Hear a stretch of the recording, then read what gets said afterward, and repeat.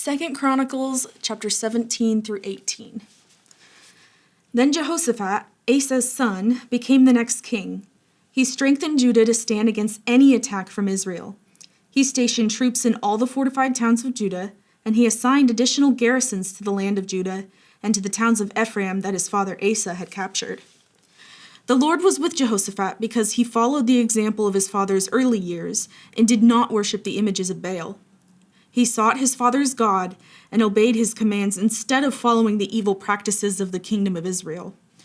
So the Lord established Jehoshaphat's control over the kingdom of Judah. All the people of Judah brought gifts to Jehoshaphat, and he became very wealthy and highly esteemed. He was deeply committed to the ways of the Lord. He removed the pagan shrines and Asherah poles from Judah. In the 3rd year of his reign, Jehoshaphat sent his officials to teach in all the towns of Judah. These officials included Ben-Hail, Obadiah, Zechariah, Nethanel, and Micaiah. He sent Levites along with them, including Shemaiah, Nethaniah, Zebediah, Asahel, Shemiramoth, Jehonathan, Adonijah, Tobijah, and Tob-Adonijah. He also sent out the priests Elishama and Jehoram. They took copies of the book of the law of the Lord and traveled around through the towns of Judah, teaching the people. Then the fear of the Lord fell over all the surrounding kingdoms, so that none of them wanted to declare war on Jehoshaphat. Some of the Philistines brought him gifts and silver as tribute, and the Arabs brought 7,700 rams and 7,700 male goats. So Jehoshaphat became more and more powerful and built fortresses and storage cities throughout Judah. He stored numerous supplies in Judah's towns and stationed an army of seasoned troops at Jerusalem. His army was enrolled according to ancestral clans. From Judah, there were 300,000 troops organized in units of 1,000 under the command of Adnah. Next in command was Jehohanan, who commanded 280,000 troops. Next was Amasiah, son of Zikri, who volunteered for the Lord's service with 200,000 troops under his command. From Benjamin, there were 200,000 troops equipped with bows and shields. They were under the command of Eliada, a veteran soldier. Next in command was Jehozabad, who commanded 180,000 armed men. These were the troops stationed in Jerusalem to serve the king, besides those Jehoshaphat stationed in the fortified towns throughout Judah. Jehoshaphat enjoyed great riches and high esteem, and he made an alliance with Ahab of Israel by having his son marry Ahab's daughter. A few years later, he went to Samaria to visit Ahab, who prepared a great banquet for him and his officials. They butchered great numbers of sheep, goats, and cattle for the feast. Then Ahab enticed Jehoshaphat to join forces with him to recover Ramoth-Gilead. "Will you go with me to Ramoth-Gilead?" King Ahab of Israel asked King Jehoshaphat of Judah. Jehoshaphat replied, "Why, of course! You and I are as one, and my troops are your troops. We will certainly join you in battle." Then Jehoshaphat added, "But first, let's find out what the Lord says." So the king of Israel summoned the prophets, 400 of them, and asked them, "Should we go to war against Ramoth-Gilead, or should I hold back?" They all replied, "Yes, go right ahead. God will give the king victory." But Jehoshaphat asked, "Is there not also a prophet of the Lord here? We should ask him the same question." The king of Israel replied to Jehoshaphat, "There is one more man who could consult the Lord for us, but I hate him. He never prophesies anything but trouble for me. His name is Micaiah, son of Imlah." Jehoshaphat replied, "That's not the way a king should talk. Let's hear what he has to say." So the king of Israel called one of his officials and said, "Quick, bring Micaiah, son of Imlah." King Ahab of Israel and King Jehoshaphat of Judah, dressed in their royal robes, were sitting on thrones at the threshing floor near the gate of Samaria. All of Ahab's prophets were prophesying there in front of them. One of them was Zedekiah, son of Kenaanah, made some iron horns and proclaimed, "This is what the Lord says. With these horns you will gore the Arameans to death." All the other prophets agreed. "Yes," they said, "go up to Ramoth-Gilead and be victorious, for the Lord will give the king victory." Meanwhile, the messenger who went to get Micaiah said to him, "Look, all the prophets are promising victory for the king. Be sure that you agree with them and promise success." But Micaiah replied, "As surely as the Lord lives, I will say only what my God says." When Micaiah arrived before the king, Ahab asked him, "Micaiah, should we go to war against Ramoth-Gilead, or should I hold back?" Micaiah replied sarcastically, "Yes, go up and be victorious, for you will have victory over them." But the king replied sharply, "How many times must I demand that you speak only the truth to me when you speak for the Lord?"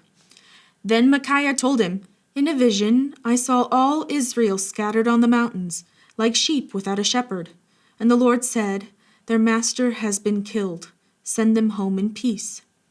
"Didn't I tell you?" the king of Israel exclaimed to Jehoshaphat. "He never prophesies anything but trouble for me." Then Micaiah continued, "Listen to what the Lord says. I saw the Lord sitting on his throne, with all the armies of heaven around him, on his right and on his left. And the Lord said, 'Who can entice King Ahab of Israel to go into battle against Ramoth-Gilead so he can be killed?'" There were many suggestions, and finally, a spirit approached the Lord and said, "I can do it."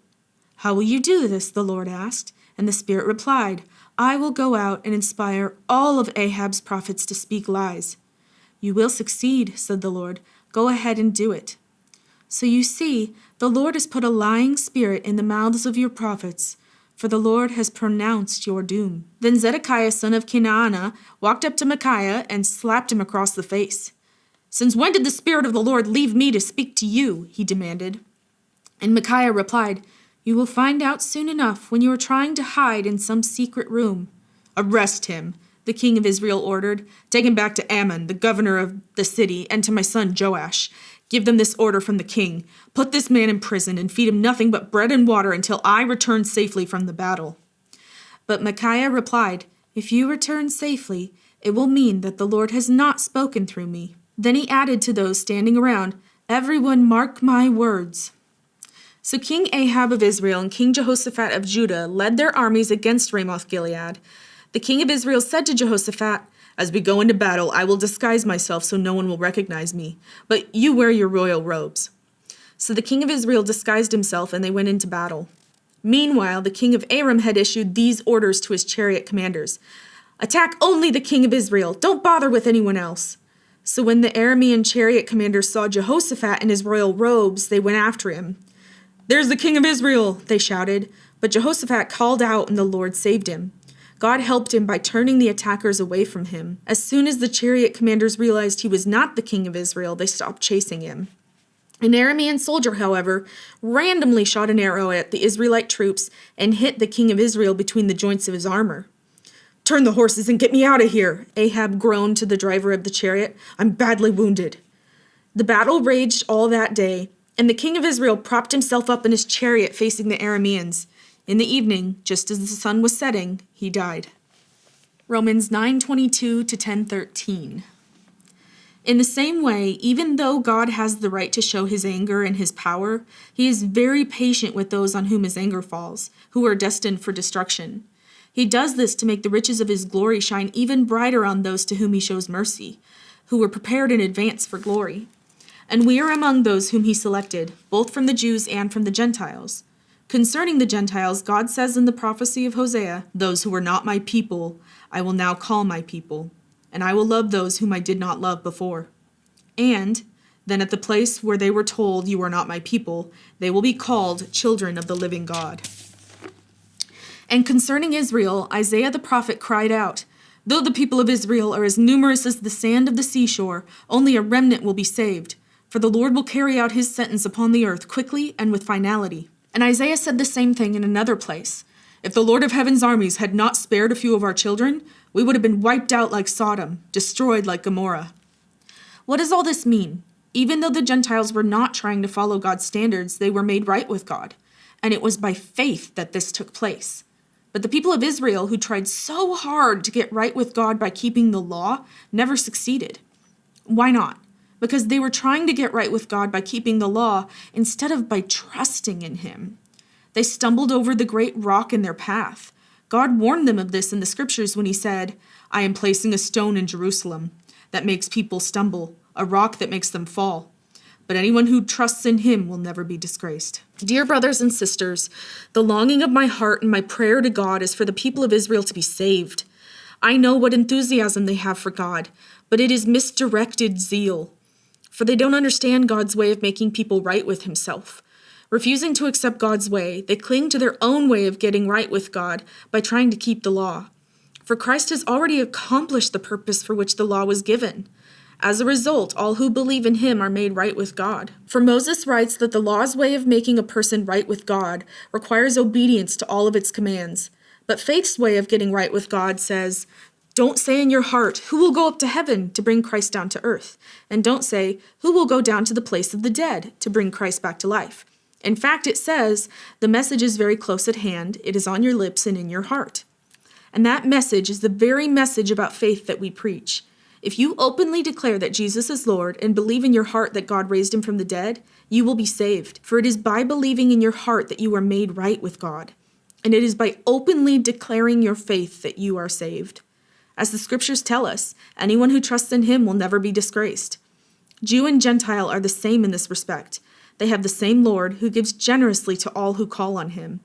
For everyone who calls on the name of the Lord will be saved. Psalm 20. In times of trouble, may the Lord answer your cry. May the name of the God of Jacob keep you safe from all harm. May he send you help from his sanctuary and strengthen you from Jerusalem. May he remember all your gifts and look favorably on your burnt offerings. May he grant your heart's desires and make all your plans succeed. May we shout for joy when we hear of your victory and raise a victory banner in the name of our God. May the Lord answer all your prayers. Now I know that the Lord rescues his anointed king. He will answer him from his holy heaven and rescue him by his great power. Some nations boast of their chariots and horses, but we boast in the name of the Lord our God. Those nations will fall down and collapse, but we will rise up and stand firm. Give victory to our King, O Lord. Answer our cry for help. Proverbs 22-3. The king's fury is like a lion's roar. To rouse his anger is to risk your life. Avoiding a fight is a mark of honor. Only fools insist on quarreling.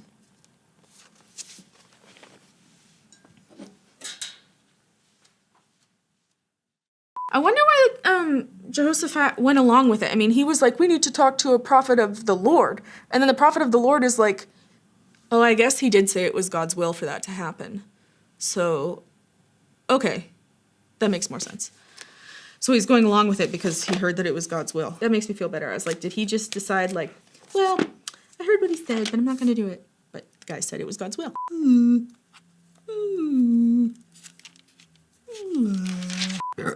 Sorry. Who will go down to the place of the dead? But